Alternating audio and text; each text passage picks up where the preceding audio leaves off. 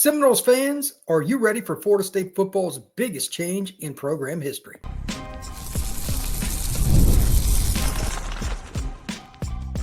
You are Locked On Seminoles, your daily podcast on the Florida State Seminoles. Part of the Locked On Podcast Network, your team every day. Welcome back into Locked On Seminoles. I am your host, Brian Smith, longtime college football recruiting analyst and writer. Today's show is going to be a doozy because there's so much change with the Noles, and it is brought to you by FanDuel. New customers can place a $5 bet, and you'll get started with $150 in bonus bets if you win your first $5 bet. Visit FanDuel.com to get started. Change.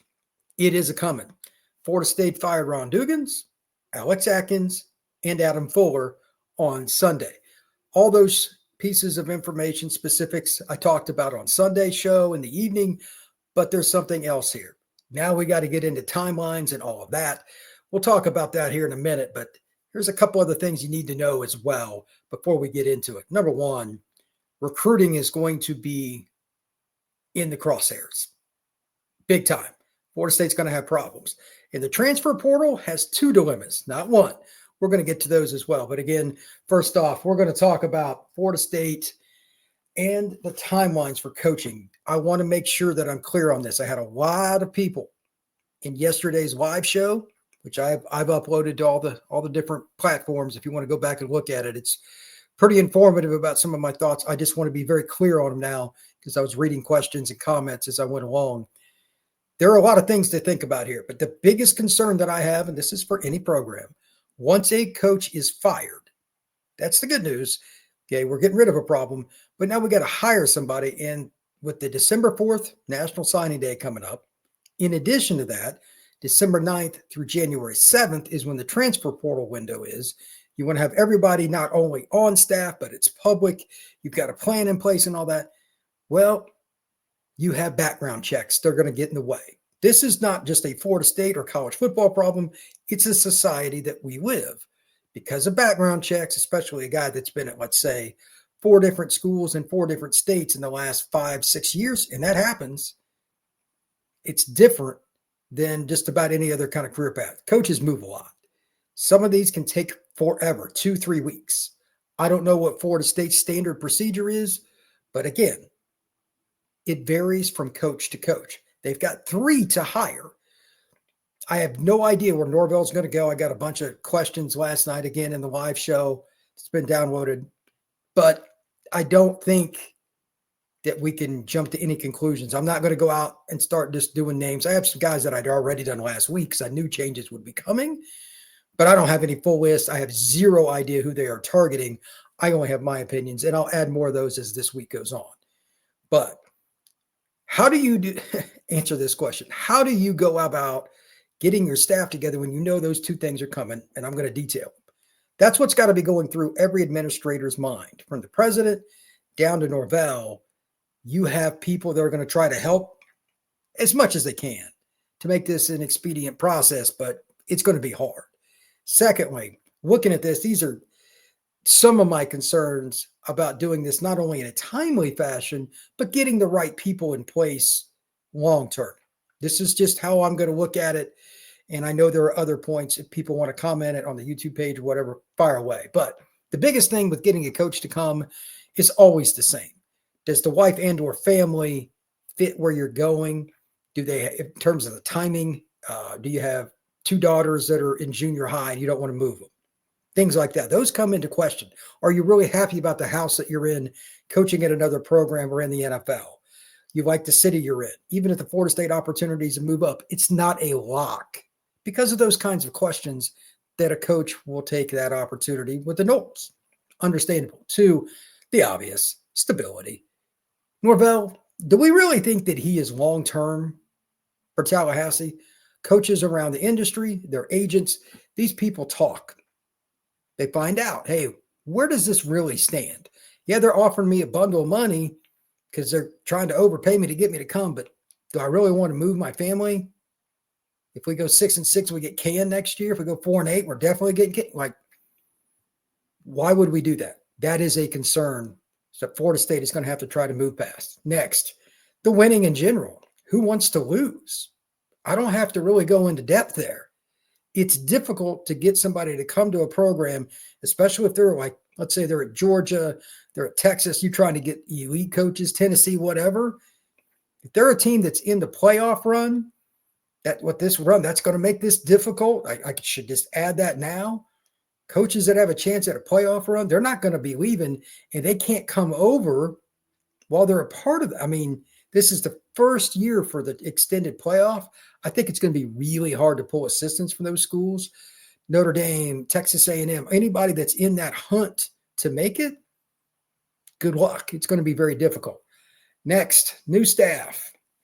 You've got to not only hire good coaches, but what is the fit? For instance, if you hire a defensive coordinator that prefers playing zone, how's that going to work with Surtain as a secondary coach? I can tell you right now, it's not. You have to get the right fits. And you could also, just before anybody else asks, because a few people brought this up in yesterday's live show, Surtain might end up being the defensive coordinator. Don't rule that out. You make him the DC, and then you hire another person at another spot. Like you get a defensive ends coach or something to go with Odell or something like that. There's a million different ways you can do it. I don't think there's any one correct answer, but I do know that the fit has to be right with all the parts. Obviously, based on how Florida State has played this season, the fit hasn't been very good. And I'm being kind. The defense has its moments, and then it just lays an egg. The offense hasn't done anything. By the way, again, as I noted on last night's show, Florida State is now officially dead last in the NCAA's FBS level in scoring. 13.3, I believe it is. Out of 134 teams, they are 134. Just brutal. So, fit in general, let's talk about that. Do these people want to live in North Florida that you're trying to bring in? That's something you got to figure out. It's a different deal. It's very laid back by city standards, living in Tallahassee. It's very chill. Some people like more hustle and bustle. They'd rather be in a bigger environment. Somebody that's coached at the University of Southern California and over the last 3 years, let's say, that's different. Just something to think about. I don't think that'll be a prime factor because coaches move so much. I think that's been mitigated more than it used to. Like Tom Osborne's staff, Bobby Bowden's staff, et cetera, from the 80s and 90s. A lot of those guys were there 10 plus years. That's not the norm with today. Coaches stay in more than 4 years, especially coordinators, is a bit unusual. Either they get fired or they move up. There's not a lot of steady. There are some exceptions. There are. But overall, that's not the case. As I mentioned, the December 4th signing day, I had several people bring up, well, can we have coaches in place before signing? Even if you did, they wouldn't have a relationship. But let me explain what I mean by that. This is one of the biggest problems with coaching today. I don't have any problem with the overall reason the NCAA moved it up from like the third Wednesday in December to the first. I get it. This is the one part, and there's always something you pay for. When a school has a coaching decision where they get rid of somebody or that coach leaves on his own, your recruits, I've told this to everybody a million times. I want to say it again. They pick coaches, not schools. I know people are going to throw things. They're going to get angry. They're going to say terrible things about that. You got to pick Florida State, blah, blah. They pick coaches. So the three guys that are gone, they were responsible for several of the players that are committed in the 25 class, and I'll talk about them in a little bit. That is going to hurt. So when you're going out to hire these coaches, you need to get the best guys regardless, obviously, but you also have to take into consideration, hey, have they recruited in the areas that we're familiar with? And at least maybe they know some of these guys. They recruited them for another school, so you could pick up the pieces from, let's say, Alex Atkins. It doesn't matter which one. And we can keep some of the guys we have committed. That's something you have to think about. It's not easy, but that is definitely a consideration. Finally, with the transfer portal, it's the same thing with recruiting, but guys at other schools.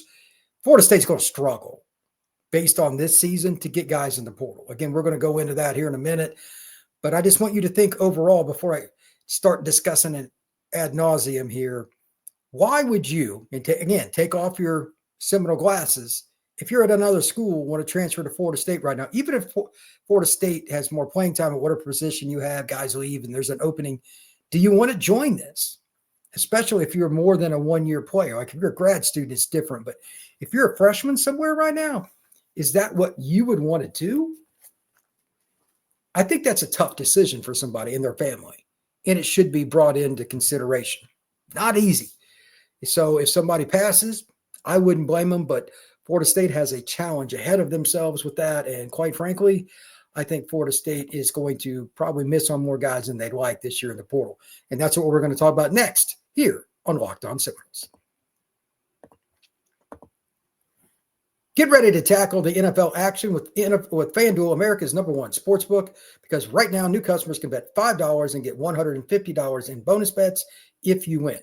The FanDuel Sportsbook app gives you everything you need to place live bets on the NFL all in one place. So when you get a hunch in the middle of the game, you can check out the latest stats, view live play-by-play, and so much more on the same page where you place your bets. Visit FanDuel.com to join today. You'll get started with $150 in bonus bets if you win your first $5 bet. That's FanDuel.com. Never waste a hunch and make every moment more with FanDuel, an official sportsbook partner of the NFL. So how is the portal going to go for the Noles? I'm guessing not very well. Again, as I ended the last part of the show before the break, same question to you. Why would you come to Florida State right now? Playing time could be available. There may be a connection to a coach. There may be the major you want. Let's say you're a grad student. They have the right major. You're not necessarily an NFL guy, but you're a pretty good college player. That's cool. But is Florida State really going to be able to go out and truly get the elite guys out of the portal? I definitively say no. I don't think Florida State will have a top 15 portal class, even if they sign 20 kids. I think they're going to take a lot of kids that, I don't want to say flyers on them, but they're guys that are less proven, maybe guys that have had more injury history, guys that have played a little bit less.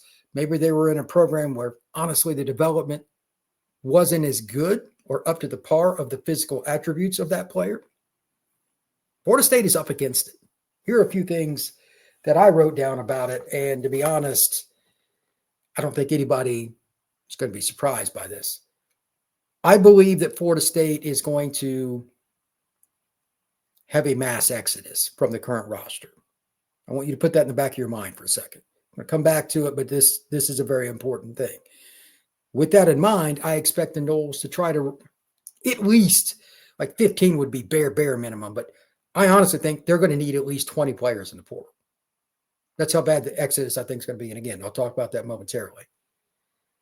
But if you're not getting high quality guys and you have a roster that's already produced what is currently a 1-9 season, what does that leave you for 2025? I haven't even looked at the schedule, but I do know they open with Alabama. Oh boy, that's going to go well. This is a very perplexing situation, and it's due to many things that took place years ago with hiring staff and different things, but now you have to lie in the bed that you made.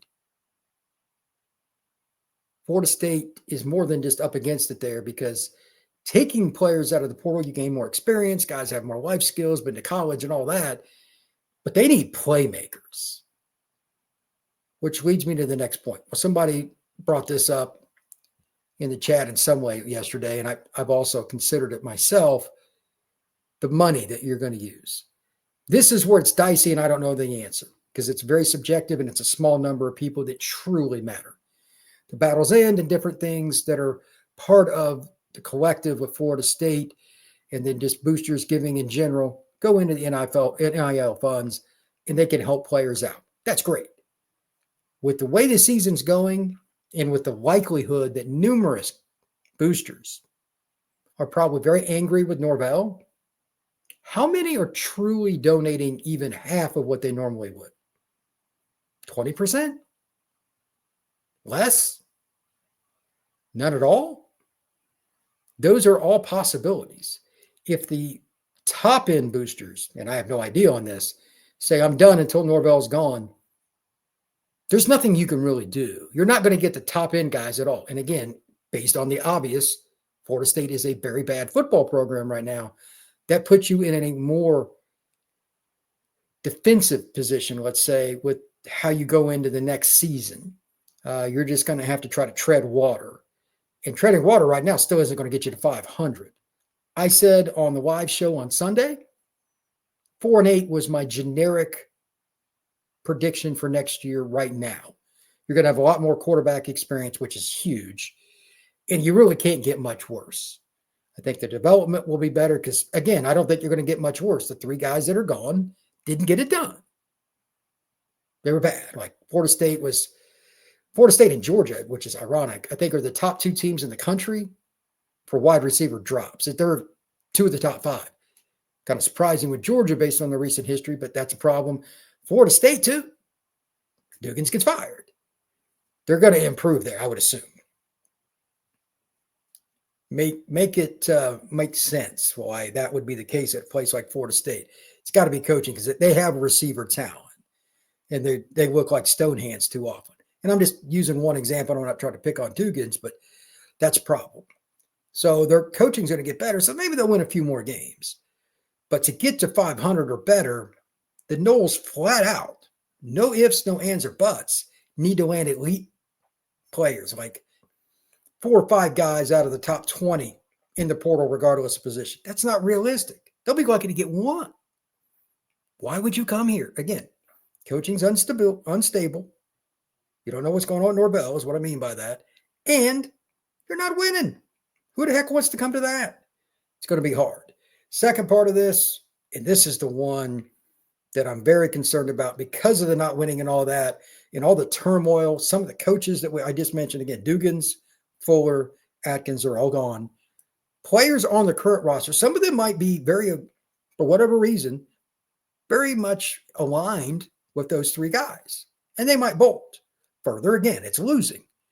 Specifically, though, I'm very concerned about the current freshmen leaving. I have no idea before anybody asks. I haven't heard any rumors, blah, blah, blah.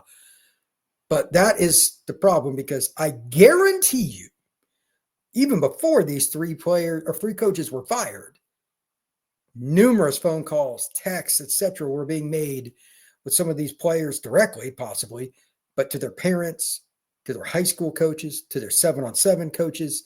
Hey, do you think, and fill in the blank of the name of the player, would be interested in leaving? That's the nature of this sport. Florida State's going to lose some, but which ones and how many? Like, if they lose 4 or 5 of the key guys out of the 24 class, it's going to set the program back beyond the 2025 season. That is my biggest concern. That is my biggest concern. I don't have any idea. It's not my business anyway. So even if I knew, I wouldn't say anything on here. But I'm guaranteeing you that's going to be a problem. One last point on that. It could cause a problem. Like if key leaders, and I don't know how that is going to go, that are, say, from the freshman, sophomore, and junior classes, if any of those players leave and hit the portal, it's going to impact the rest of the roster, kind of like cracks in the wall, if you will. And that's another concern because then you go into spring without leadership after a bad year, coaching change. Things could be really low in terms of morale. And you need things to turn around in spring ball just to be a decent team next year. I'm not asking Florida State to go 11-1 in 2025 or anything, but it would be nice to cover a team that could make a bowl. I'd be all for it. I'm guessing Florida State fans would as well. Very concerned about losing leaders. And again, I don't blame anybody for not wanting to be there, but there's going to be some concerns. When I come back, we're going to talk a little bit about recruiting, and I'm going to get very specific. This is my bag. This is what I love. We're going to talk Florida State recruiting next on Locked On Seminoles. Have you downloaded the Gametime app yet? If you want to get to an event, whether it's an NBA game, NFL game, you want to go to hockey, you want to go to anything like that, Gametime's got you covered. And same thing. You want to take your girl to a play, you want to go to a concert, perhaps you just want to go to a movie. Gametime can do that as well. It's very easy. Just download the app. Once you get on it, go in and just type in something. Very simple. Atlanta Hawks, Atlanta Falcons, whatever it is, Miami Dolphins. Pick a seat, and that's where the part that I like comes into play. You can see from that seat what the venue looks like from it. It's cool. Being able to do that from your phone is pretty cool, and it's also something that I just don't think many other apps have done a good job with. That's why I like the Gametime app personally, and I think you will as well. So take the guesswork out of buying tickets with Gametime Picks. Download the Gametime app, create an account, and use code LOCKEDONCollege for $20 off your first purchase. Terms apply. Again, create an account and use code LOCKEDONCOLLEGE for $20 off. Download Gametime today. What time is it? Gametime. Recruiting is crucial to any football program. If you take nothing else from this segment, note this. Winning and losing is baseline about 80% recruiting. Game day decisions, play calls, all that. But it's the Jimmies and Joes, not the X's and O's, that win games. Right now, Florida State's recruiting class is not where you need it to be, but the players they do have committed are pretty darn good. They've got 13 guys committed. They just added the Desir twins from Norland High School. I like both of them, actually. Defensive ends out of Norland, really athletic, powerfully built. I think either one could play weak side or strong side end. We'll see how that goes long term, but 13 commits. Florida State needs 25 guys in this class, and it's not going to happen. Worse yet, I'm concerned about losing other players, and I don't have a specific player per se, but I know just like with the current roster at Florida State, the Noles are going to be in trouble in thinking that, hey, we're just going to go in here and get him. You're losing. Norvell's on the hot seat. You just got rid of 3 coaches. Those guys have direct relationships, and I'm going to state again for the record, recruits pick coaches, not schools, as a general rule. This is not my opinion. This is from years and years and asking recruits in face-to-face interviews what they base their decision on. Relationship with the coaches, development, chance to get the NFL. They're going for that coach or coaches, could be like coordinator, quarterback coach, whatever. They pick coaches. The school is the bonus. It's on the back end of how important it is. It's just true. So I'm very concerned. And you also have to consider, well, everybody wanted Alex Atkins out. And one of the reasons was historically he hadn't done a good job of recruiting at Florida State. I've beaten on that drum for years. He was one of those guys that I don't know how you can't recruit well at Florida State. It's not hard. But he was one of the guys, even before I took over the Locked On Seminoles show, I'm like, he's not that great. You have 4 guys committed on the offensive line. Alex is technically responsible for the recruitments. He's the O-line coach and OC. And it is a very good O-line class. What is Florida State's biggest concern currently with the 2024 roster? The offensive line. It's a sieve. No doubt about it. Solomon Thomas, no lie, from a physical standpoint and from following Florida State since the late 80s to early 90s, might be the most physically gifted offensive line recruit they've ever signed. He's certainly in the conversation, but they got to sign him to make it happen. He's from Raines High School in Jacksonville. He's a kid that when I first saw him as a sophomore, I was talking to one of their coaches at a game. I'm like, who's that? Like when he walked by, it was different. I just assumed he was some senior. Maybe he had grade problems and I didn't know about him. He's going to JUCO. He goes, no. Solomon, he's a sophomore. I'm like, excuse me? If they lose a kid like that, that changes your program. He has a chance to at least play. I don't like freshman O-linemen playing. Solomon Thomas might be the best player in Florida State's class, and he might be the best player on the offensive line in the country. You can at least make the argument for it. And now he may not end up there. I mean, LSU, Florida, Miami, and the free world are going to come after him. And keep in mind, the NCAA changed this rule recently. Recruits can take as many OVs as they want. You can only take 1 per school, but there could be a new school jumps in the mix. Who knows? And he doesn't end up with Florida State. You have to at least understand that concept, though, that Atkins, while he deserved to be fired by all means, that could have short-term ramifications. Here are a couple other things that I'm concerned with in general. Solomon Thomas, Mario Nash, kid I know well from Mississippi. I interviewed him recently and actually put a podcast up about him. He's from Mississippi. He's a possible left tackle. It hurt him because he was tight with Atkins. All 4 of these guys, though, like Daniel Pierre-Lewis is a very underrated offensive lineman from South Florida that's committed. Yeah, I'm just looking at the list and I'm like, gosh, there isn't anybody in here that's not impacted in some way, shape, or form. And Peyton Joseph, he was a Florida commitment at one point. He's from Warner Robins, Georgia. You can't lose guys like that with the situation Florida State's in. Also, if you look at the list, Florida State doesn't have much balance in this class. That's why getting the Desir twins was big, by the way. But you need to find a way to add on. The defense isn't producing like it should. You need a couple more D tackles. And my biggest concern in the entire class, other than Solomon Thomas, you could argue one of the two, that might flip, is Kevin Wynn.